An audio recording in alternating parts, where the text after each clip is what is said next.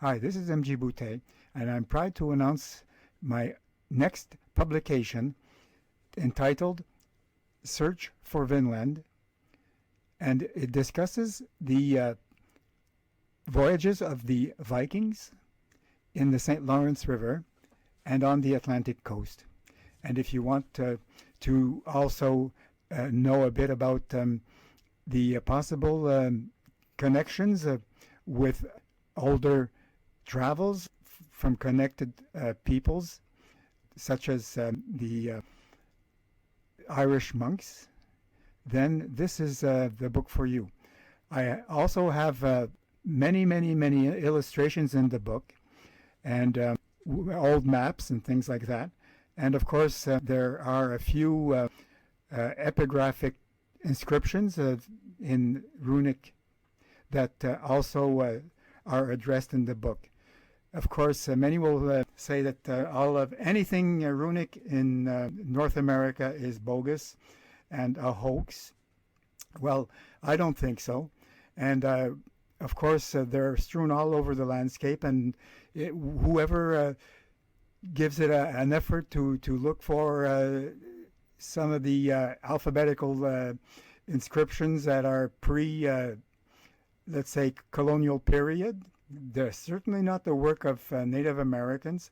So it would be absolutely impossible for, let's say, someone to hoax some of these, since these are very old artifacts, and they're highly weathered. And so how could someone, expect to find something of such an antiquity and claim it to be of recent making? So yes, there are many of these that we have found here and there along the riverways stemming from the St. Lawrence waterway, and also a few on the Atlantic coast, which have been discussed previously by other authors and researchers. So yes, there are inscriptions, and some will say, well, no, they're not runic. No way, these aren't runes. Okay, so what are they then? If they're not runes, what are they? They were made by the Irish monks in some form of Irish or Gaelic alphabet? I don't think so. The natives were not known to use alphabetical symbols either. So yes, some of these are lapidary in nature. They're very short inscriptions, and these are probably to mark a passage of some sort, to indicate to others who would be going along these trails that the way to go would be following the marks left by others who are showing indications. And of course, it wouldn't be just the Viking explorers or the Norse tradesmen. It would also be people working in the fisheries during the Greenlander colonial period of, let's say Iceland and Greenland, and most likely and probably even in Vinland. So this is what we're trying to find out. Is Vinland a colony? Was it a place that was settled by the Norse, or was it something that is just a figure of someone's imagination? Let's say a utopic, mystical place that is only known in literature and in fables and mythology. So, of course, beyond that, there are many documents that we have looked into. When I say we, my main collaborators were, of course, Yvon H. Couture, who is an expert on native Amerindian, Algonquian lore, and also being French-Canadian and of Norman ancestry, has a very acute and fine knowledge of the Normans and the Norse forefathers of the French Canadians. All of this shows that Yvon H. Couture has a very good grasp of the subject matter. And then there's Terry DeVoe. Terry DeVoe is one of the main experts for the maritime provinces of Canada for the New England Antiquities Research Association. And he's quite known for his appearances on the History Channel. And so he has given also his comments and some of the things to look at and some of the sites that are of importance. And also we discuss a lot on the research made by Scott Walter, the forensic rock expert, who has looked into the Kensington runestone. And so we can all agree with Scott in that he brings his expert view on many of these known runic artifacts found in North America. And there's a good part of the book that's about the Greenlanders and their escape from Greenland during the Little Ice Age and their possible connection with later Basque mariners who probably helped them in their exodus to exfiltrate themselves from North America during this very harsh and wintry time. And we pretty much think that Vinland was a colony and that it was also occupied for a certain time by the Norse. Also, there are indications that the Normans continued on the Viking Age. So, of course, many of the critics will say Viking Age isn't the colonial age. Of course, the age of explorers. Of course, it isn't. The Norse civilization, the Norse alliance, the Norse explorations continued even after they had colonized the British Isles and Normandy in France. And so the Normans, the Anglo-Normans, were present also on the coast of North America, on the Atlantic.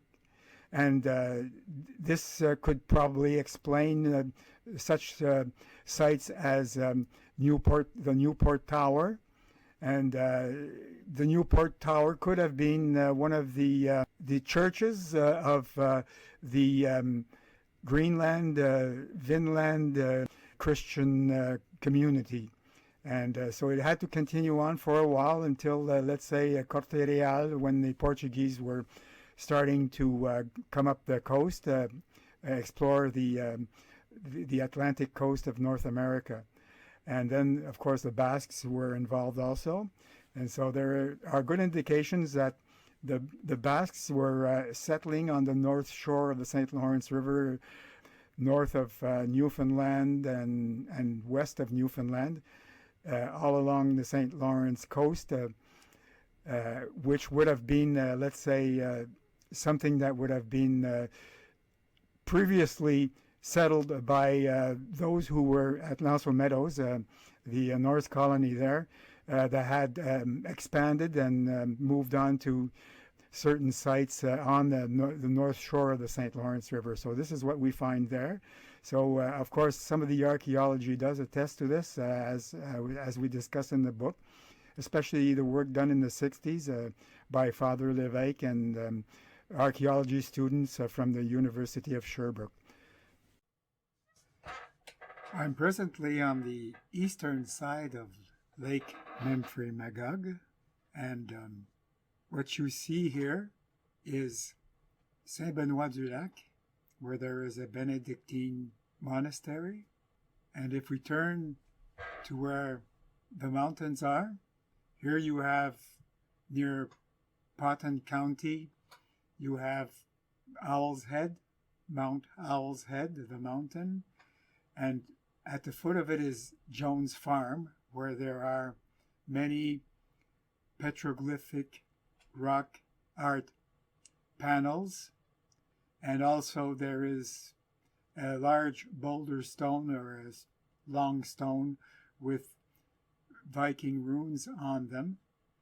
And the inscription on this Viking rune reads something like Lokin e Pli, which would spell out something like the Loki's grandfather or something.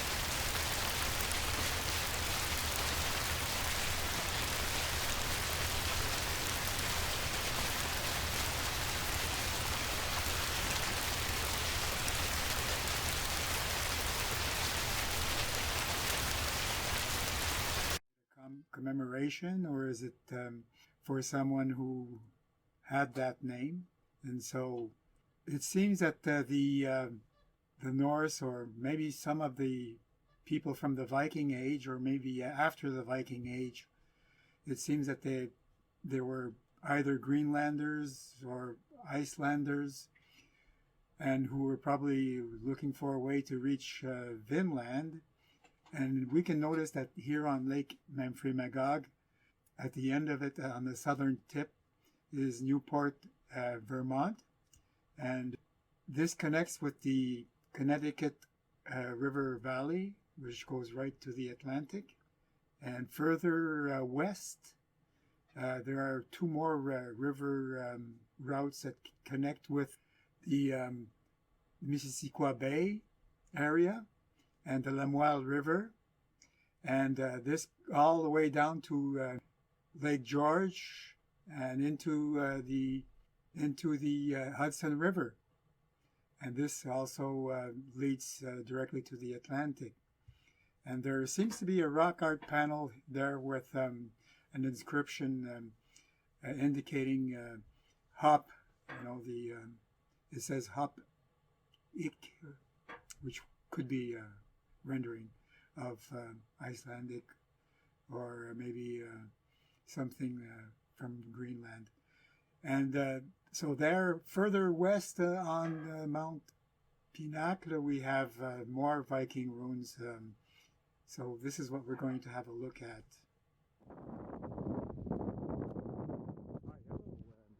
So here we are on top of Mount Pinnacle, near Fredericksburg in Quebec, and here we have a representation of a dragon boat, or a dragon with inscription, the runic inscription, here with the runes expressing A, E, could be F,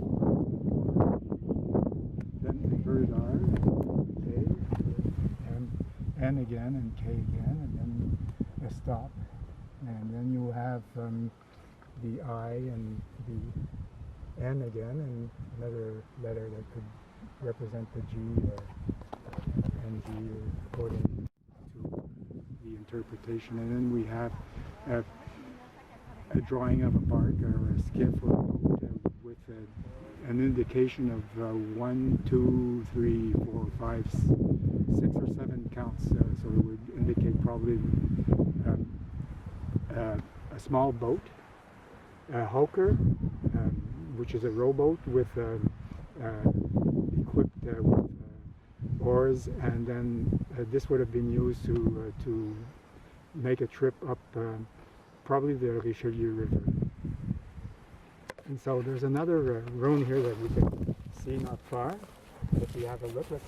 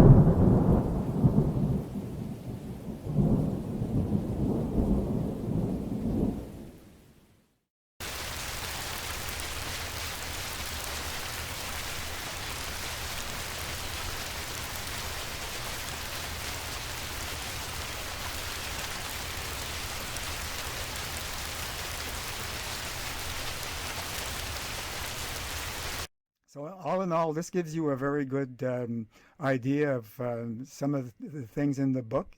And as I mentioned, it's very well illustrated, so anybody who wants to really have a good picture of it all will find it in the book. So if you want to purchase the book, you can go to American Publishers Inc., and I will leave the link in the box below, so you can click on it and order the book yourself. Well, all for now. Well, thank you very much, and good reading. Bye-bye.